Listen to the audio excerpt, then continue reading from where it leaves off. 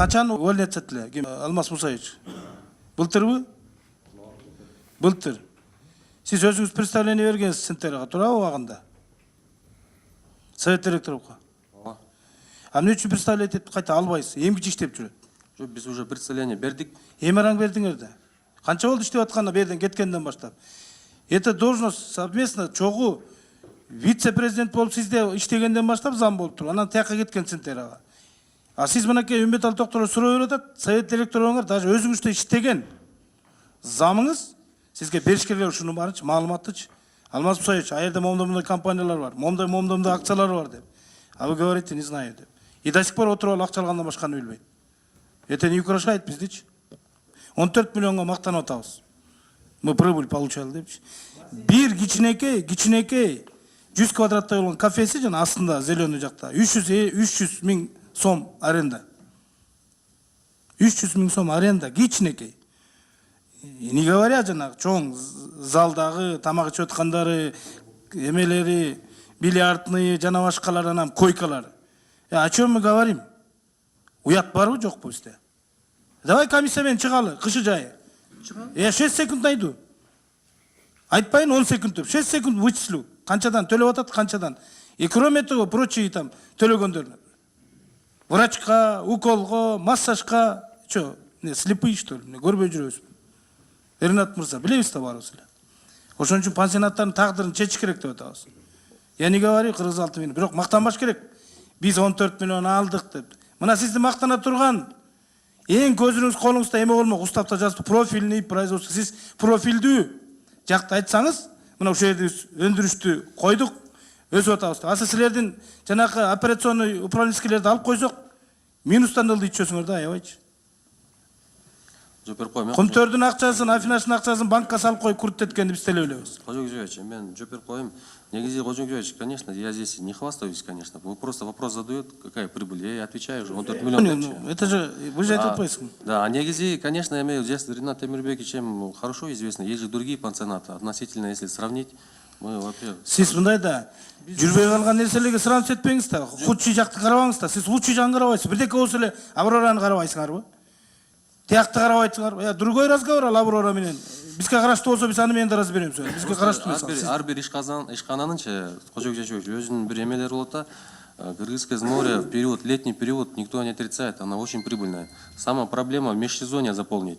Она же у нас круглосуточная же. Межсезонье нам нужно заполнять ее людям. Вот тогда речь идет о 14 миллионов. Ошону чыгарып берип атам мен. Просто сиздин межсезонуң менен кышкы жайын айткан жокпуз. За один год сколько получали? Ошону айтып атабыз. Алмаз Мусаевич, сиз интернетке жазып атасыз, сиз жазып атасызбы же сиздин сторонник жазып атабы? Кожобек Жайчевичке Кыргыз алтындын директорунун орду керек болуп атат, ошон үчүн менен мочит деген чыгып атат да, чыкты. Сиздин ордуңуз мага кызыгы да жок, чын айтсамчы. Ким иштесе ошо иштесин, мага өндүрүш, мамлекетке салым бериш да. Биздин милдет ошол. Мен милдетим ошол, например. Сиздин уставыңызда жазылып турат. Профильный өндүрүштү өстүрүү. Ошону күчөтүү. Айта албайсыз, бир да профиль жакта. Мынакей бай күнү ГКМБ барбы берде? Эме ГКМБдин геолог агентство комитет. Сиз Жыргал мырза. 27 лицензия болгон экен берден Эмил Кубатович айтты. 27 лицензия были у вас в свое время. Ошондон кайсы лицензия менен биз силер өндүрүштү аябай мындай гүлдөтүп ийдиңер. Андан тышкары бүгүнкү күндө финансовый жана поддержкага кайсы компаниялардан канча акча аласыңар? Алтын кенден канчаны? Эки бакырдан канчаны? Канчадан акча аласыңар?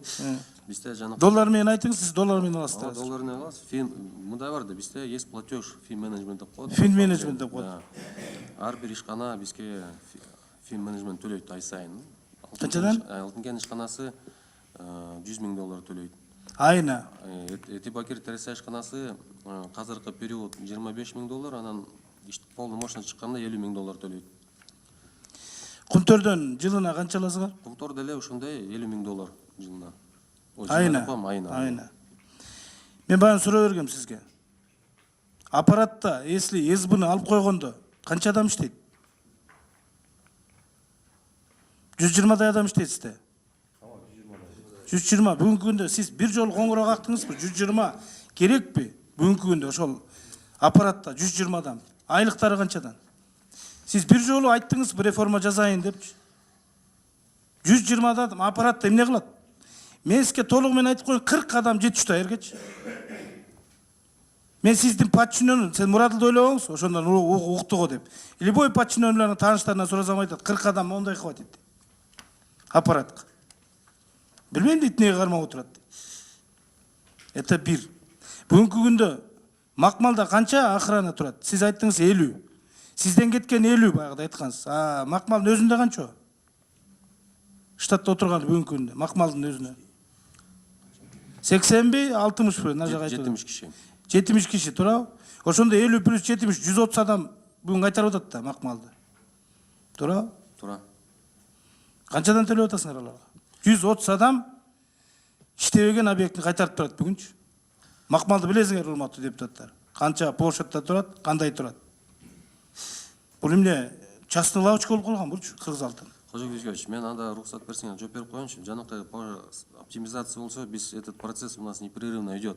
2015 жылы 2700 киши болчу. Казыркы убакта 1700 киши. То есть каждый год у нас оптимизация идет. В этом году, после того, как мы закрыли Макмал, после того, как инвестор зайдет, охрана полностью 120 киши жоюлат. Это процесс убагында келгенде жоюлат, сокращение болот. Сиз мындай кылыңызчы, ал Макмалдагы кыскарган боюнча, Солтон сарында кыскарган боюнча айтып атасыз. Жок, казыркы убакта эгерде сокращение кылып калсак, биз инвесторго Сиздин аппаратыңызда 120 киши деп атам. Мен азыр комиссия менен барам. Сиз 120 кишини мага обоснуть этип бериңиз, эмнеге отурат? 120 кишинин ичинде, Кожок Вячеславович, это не просто же центральный аппарат. Туда входит в первую очередь это что? Гостиница, медицинский центр, ювелирный центр. То есть они все входят в центральный аппарат. Ушун барычы. Мен дагы суроо берет атам, өзүңүздө отурабы ошолордун баары? Ооба, бизде отурат баары. Гостиницанын кишилери активный отурат, сизде отурабы келип? Жок, ну у нас как числится центральный аппарат, это же не юридическое Аны да лицо. көрөлү, макул. Макул көрөлү, мына бу жерде Фугида башым мынтип атат. Көрөлүчү. Аны да барабыз текшерип. Комиссия түзүш керек, урматтуу депутаттар. Караш керек да. Бул мындай. Сегодня Алимбек есть, завтра нет, дела нет. Надо аягына чыгаш керек да. Бул нерсени. Андан чыкар мына айтып атпайбы, урматтуу депутаттар? Биз прибыльга чыгып атабыз дейт. Эмне эсебинен прибыльга чыгып атасыз? Сиз чыгып атасыз. 250 миллионду Афинаштан алып атасыз. Жанакындай эки бакыр алтын кендеги берип аткан 100 миң долларларды алып атасыз. Бул эмне? Мамлекет кимне пайда бердинчи? Жыргаткан эле пайда жок. Кыргыз алтын полностью, например, айлыкка алат. Калганы банкка салат. Вознаграждение за унцию канчадан? 1,34тен аласыңарбы? Канчадан аласыңар? За унцию сколько получаете? О, ушунда 1,34. 1,34тен аласыңар. Долларбы? Ооба. Доллар. Иә. Ооба, доллар. Канча аласыңар ошондо кумтөрдөн? За унцию болгондо, примерно ежемесячно. Вознаграждение. Эми аны санаш керек азыр маалымат. Ну, короче, за унцию. Вот за унцию получает. Бүт өздөрүнө кетирет. Как положено. Банкта канча акчаңар бар? 1 миллиард с лишним. Жок, сиз мага айтпайсыз, жооп бериңиз. Вы же вопросы задаете же. Мен сизге айтып берип атпаймынбы? Ну, айтпайсыз, мен улам алып атам да ответин.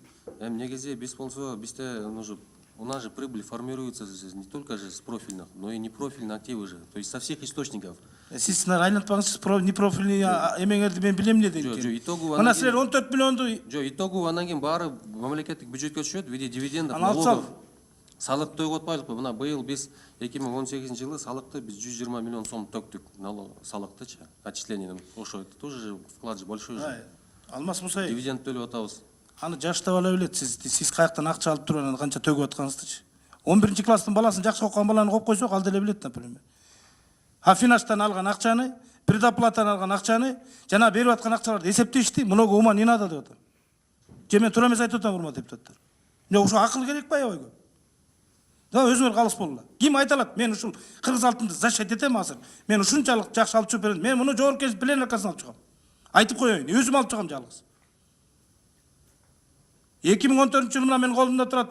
Счетный палатанын текшерүүсүнүн эсебинен МВДде уголовный иш козголгон.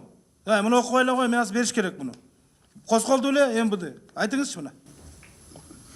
Туура, Олег Жечбекович, 14-жылы счетный палатанын корутундусунун негизинде кылмыш иши козголгон. Ал бүгүнкү күндө кайта жандандырылды. Качан жандандырылды? Биз баш көтөргөндөн кийин анда качан жандандырылды? Мына биз бааны комитетте карагандан кийин жандандырылды. Туурабы?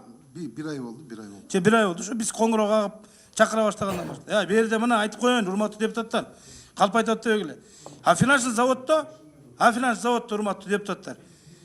Финаншный заводдун директорунун бүт тууган уругу кирип алган тамырлан. Міне Алимбек билбейсизби ушуну? Міне обязательно депутаттар билип аны айтышыбыз керекпи? Бүт тууган уругу, дочь, зять, сын и так далее, другие. Всем турат мына фамилия: дочь Ярулина Инна Сергеевна, зять Катрич Борис Петрович, сын Ярулин Алексей Сергеевич. Бүт ушулар кирип алган мафия. Еще как, блин? Ну, Махмуд Захарович, эта проблема, она давно уже есть. То есть, когда я даже пришел, и до меня они работали, это Карабалтай такой же город же, это же периферия же, то есть там все местные работают. Мындай да, Алмаз Мусаевич, до меня деген токтотпойлу. Вот сиз 4 жылдан бери иштеп атасыз. Бу жерде келген директорлордун баары тең 1 жылдан иштешти көбүч. Сабыров, Тилек Карасарчы, Артыкбай, Осмонбек, Жапаров, Дилгер, Мамут, Токомболов, эң көпсү иштеп атасыз. 4 жыл иштеп атасыз. 4 жылдан бери эмне финансный заводдогу родственный связьдарды көрбөй жүрөсүзбү, билбей жүрөсүзбү? Жете сизге маалымат бербей жүрөбү бирөөлөр? Сиз көз жумду кылып атпайсызбы? Көзүңүздү жум коюп атпайсызбы? Мейли иштей берсин деп. Мен Карабалтадамын. Я родом оттуда. Я там баллотировался, я хорошо знаю. Периферия деп коет, как это рукой подать можно? 60 километрге жетпейт. Хорошо знает айырдегилерди. Ошон үчүн жана сиздин конвертиңиз барып атат ар кайсы жерге. Сиз кол койгон кишилер менен съемдорго. Биз азыр мындай кылабыз, бүттөк, давайте бу МВД. Биз комитетке тапшырманы жазабыз, отдел. Текшерип до конца ишти чыгаргыла. Көзөмөл бизде болот, жогорку кеңеште. Андан тышкары, мына менде колумда кат турат, урматтуу депутаттар. Энерготрейд жазып атат. 24 января ОСО Алтынкен прошел конкурс на поставку электроэнергии для электроснабжающих компаний деп. Утуп атат булар. Андан кийин сиз уткан компаниянын үстүнө жазып берип атасыз. Мына сиздин колуңуз менен. Конкурсту уткан компаниянын үстүнө нарушая жазып берип атасыз. Бул компаниянын кереги жок, ыргыткыла, бөлөгөнгө койгула деп. Бул эмне, заинтересован эмеспи? Же эмне кылып берип атасыз? Анда эмне конкурс өткөздүңүз? Жок, сиз жооп бересизби, жооп бербейсизби? Аны органдарга жооп бериңиз. Биз беребиз. Фимполу, мына генеральный прокурор отурат. Давай текшергиле до конца. Текшергиле. Жанакы эме боюнча да МВД 1 килограмм 600 грамм золото боюнча тоже жана протоколдор сиздерде. Тоже берели тапшырманы. Текшергиле. Андан бөлөк берди алгылыктуу жумушту урматтуу депутаттар мен көргөн жокмун. Жок алгылыктуу жумуш. Производство 0. Эгерде жана управленческий менен операционныйдын баарын алып койсок 0. Президентибиз 0 деп баа берди бааны эмеге. Вот 0 дебейин 2. 2 деп баа берем мен. Ишиңизге. А кантип мен защит этем? Келбей игнорировать этип биздин комитетке канча жүрдүңөр? Ушул несебенен келбей аттыңар да.